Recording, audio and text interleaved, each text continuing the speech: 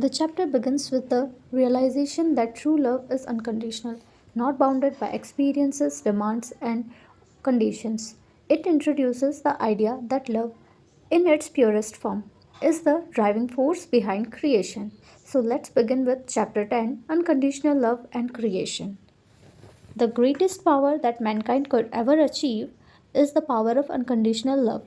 This is when people love with no limitations, conditions, or boundaries. Unconditional love. I learned about unconditional love when from my extraordinary girlfriend Makana. For most of my life, I always questioned everything. I had to know the reason behind everything were the way they were. Otherwise, I would go crazy. I could not just experience life knowing the meaning and reasoning behind everything naturally as anyone would in relationship. After dating her for about a year at the time, I asked Makana why she loved me. She innocently replied that she did not know why, she just knew she did. The then she asked me why I loved her, and I realized of that I love her, and I listed off dozens of different reasons why. It ranged from her beautiful smile to her adorable laugh, how pure her heart is, how much she loves her family, how intelligent she is, and the list goes on almost indefinitely. We have been dating for about 6 years now, and every few months after the first time I asked her, it would I would ask her why she loved me, and she just say, "Don't know." This question is always stuck in my mind. When she said, "I don't know," I just knew that I love her a lot. This slightly bothered me so far and so long because I didn't understand why she don't know why she loved me. I could list of 50 reasons of why I loved her, but she couldn't list a few. Even still throughout the year, I loved her so much.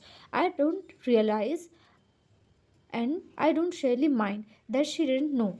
I just accepted it and continued to love her anyway because I couldn't help myself.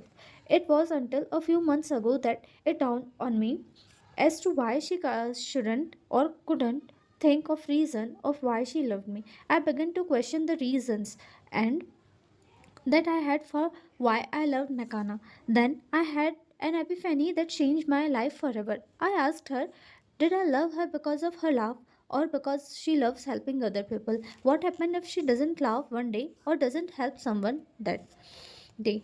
Do I stop loving her if she don't do these things that I have mentioned why I love her? I said I were the reason that I love her. I realized that if I create reasons why I love her, then it makes my love for her conditional to those specific traits or actions. And if she doesn't do them, then I don't love her. This is, of course, not true. In that moment, I had the awe-inspiring insight that Makana could not list of reasons of why she loved me because her love for me was unconditional. There were no reason for why she loved me because if she had reasons, it would mean and she would love me if I were excluding those traits or doing those things she had in her mind. Her love for me is not based on my mood or what I did. Her love for me goes beyond all reasons and does not come from a place of reciprocity, and she does not love me because I love her, nor she loving me because of what I can do for her. She is experiencing so much love within herself that it is an outpour of an abundance of love that she is gifting me unconditionally. Attempting to articulate the feeling of these and where it comes from is probably the hardest thing I have ever done in my life because I am attempting to describe the indescribable. From this experience, I learned to make my love for Makana unconditional by not pleasing reasons or conditions for or when I could love her because if I did that by default I place conditions on when I would not love her. There is just so much love in me now because I have experienced it that there is simply an outpour of unconditional love where I cannot help but love her no matter what. This unconditional love doesn't come from external reasons but comes from within, from the indefinite source we all came from. We are all connected to this pure, unconditional love, which is good God.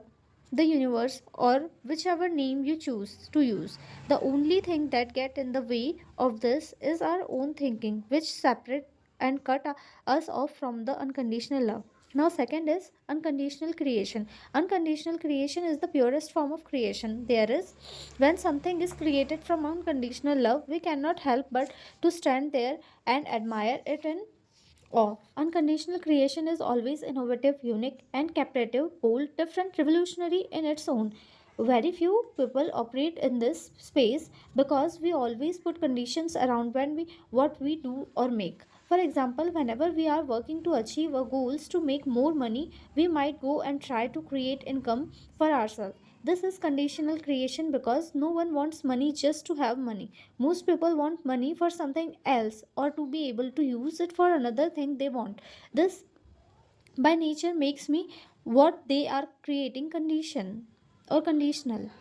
They are only creating this because they want something else out of it. When we create something for something else, typically we do not enjoy the process of creating because it is always just a mean to an end and never an end is in itself.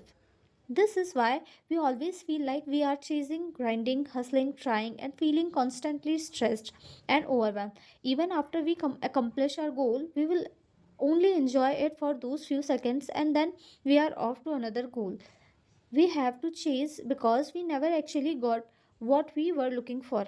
What we are ultimately looking for our feelings. We want more money to get a sense of security and peace. We want to spend time with our family because it makes us feel so much love and joy. We want to do what we love because it gives us sense of fulfillment inside. These are all ultimately feelings that we are trying to get, but we keep thinking that the goals or objects we want will give us those feelings. This idea is inherently flawed because our feelings can only ever be generated from within us, not from external things. External things can prompt us to create the feelings, but ultimately it is us that produce those feelings from within ourselves. What is paradoxical, like everything in the duality of life, is that when we create something without conditions or reasons, we actually immediately feel all of the positive feelings we want. Unconditional creation is creating something without it being for another purpose, but purely to create it because we just want to create it. It's not for money, fame, love, or anything else. We create it simply because we want to create it. This is creation from abundance. When we create for this state, we already feel whole inside, and like all of the love we want to feel is what we are feeling in the moment.